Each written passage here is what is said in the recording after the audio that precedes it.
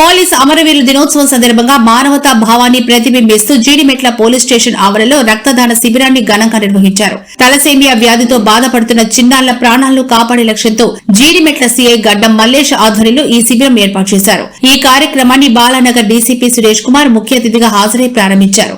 అనంతరం బాలానగర్ రక్తదానం చేసిన వారికి గుర్తింపుగా సర్టిఫికేట్లు, రోడ్డు భద్రత అవగాహనలో భాగంగా హెల్మెట్లు అందజేశారు.